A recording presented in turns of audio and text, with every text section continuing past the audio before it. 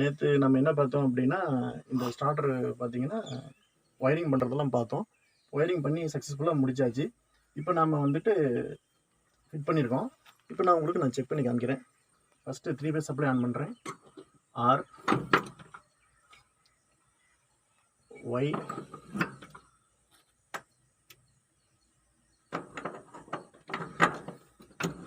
B.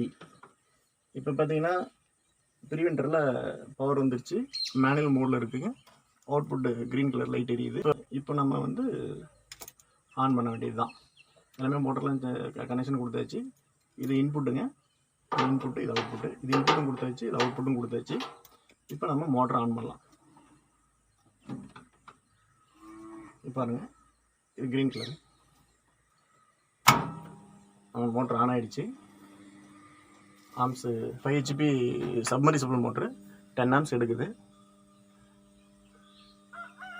இது பார்த்தீங்கன்னா இது மேனுவல் மோடு. இப்போ மேனுவல் மோடு பார்த்தாச்சு. அடுத்தது நம்ம ஆட்டோ மோடு போடலாம். அப்படியே ஓடிட்டுருக்கே மாற்றலாம், ஆஃப் ஆகிடும்.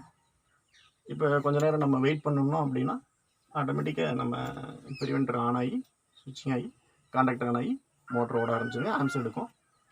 இது நேற்று பண்ணினது வந்து நம்ம இப்போ வந்து ப்ராக்டிக்கலாக நம்ம இங்கே ஒர்க் அவுட் பண்ணி காமிக்கிறோம் தோட்டத்தில். இது ஆனான ஒன்று மோட்டர் ஆட்டோமேட்டிக் ஆன் ஆகிடுச்சிங்க. ஆக்சுவலாக மோட்டர் ஓடுது. அது தண்ணி தெரியுதா? அது போரில் லீக் ஆகுதுங்க. அந்த வாட்டர் தெரியுதுங்களா உங்களுக்கு?